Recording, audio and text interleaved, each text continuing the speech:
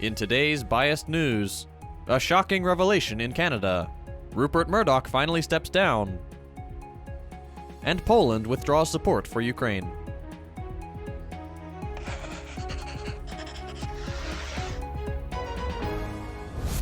Canada's Prime Minister, Justin Trudeau, has stirred controversy by stating that credible allegations link the death of Hardeep Singh Nijjar, a prominent Punjabi separatist campaigner and Canadian citizen, to agents of the Indian government. Nijjar was killed on June 18th, and every month since his death, a group has gathered in a car park behind one of North America's largest Sikh temples to remember him. However, Trudeau's recent statement has ignited a fervor within Canada's Sikh population, especially in British Columbia, where there is a significant Punjabi community. The region has been a hotspot for Khalistan separatist activity, which aims to establish an independent Punjabi state in northern India.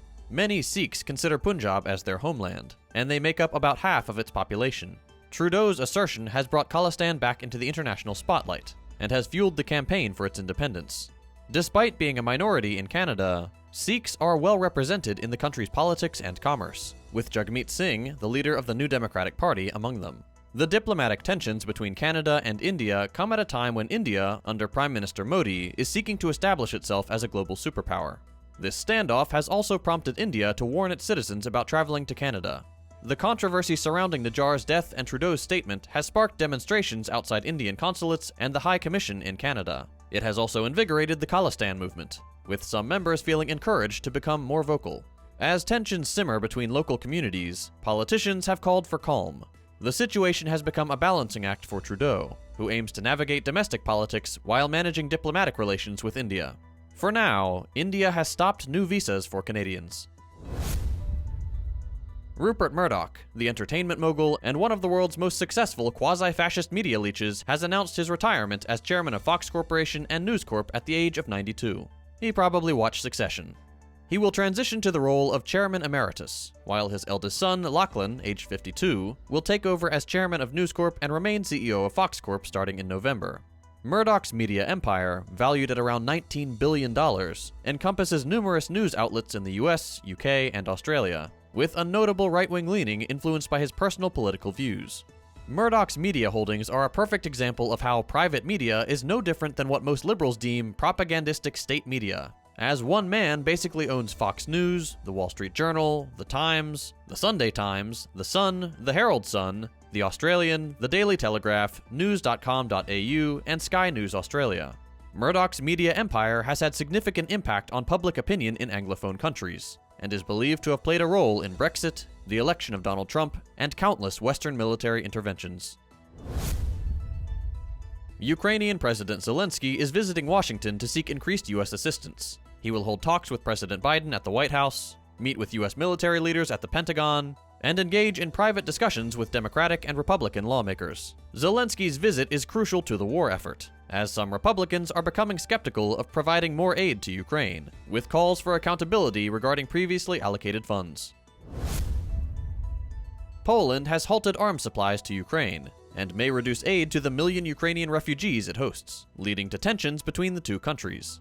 Poland has been a significant supporter of Ukraine during its war with Russia, providing military equipment, serving as a transit hub for Western weapons, and offering humanitarian aid.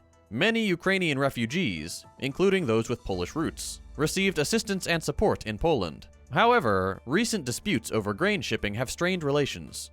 Deep-seated historical tensions between Poland and Ukraine, such as the Volyn massacre, continue to influence perceptions in both countries. As the Western world struggles to extricate itself from its latest proxy war, the people in the affected countries continue to suffer, whether that's through military losses or new regional tensions.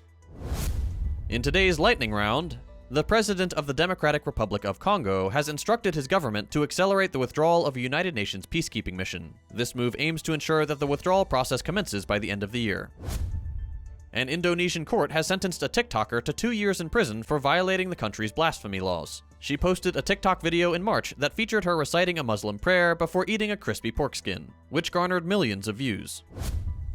A class action lawsuit has been filed by a group of well-known fiction writers, including George R.R. Martin, Jodi Picoult, John Grisham, and Jonathan Franzen, against OpenAI. The authors allege that OpenAI's technology, particularly ChatGPT, is engaging in copyright infringement by copying famous literary works and using them to train algorithms to generate more human-like text responses. And finally, Brazil's Supreme Court is set to vote today on decriminalizing abortion up to 12 weeks. This follows Mexico's recent decision to allow abortion across the country.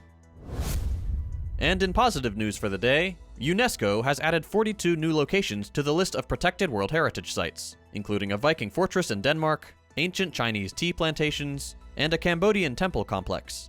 World Heritage status offers unique support, protections, and educational opportunities regarding each site, and is awarded to buildings and areas with, quote, outstanding universal value. With these latest additions, UNESCO now considers nearly 1,200 locations around the world to be World Heritage Sites, providing a source of pride for the locals, an educational opportunity for students and travelers, and a protected time capsule for future generations. That's all for today. We'll be back on Monday with more news. If you'd like to see longer episodes with more in-depth analysis, consider becoming a patron so we can grow and expand.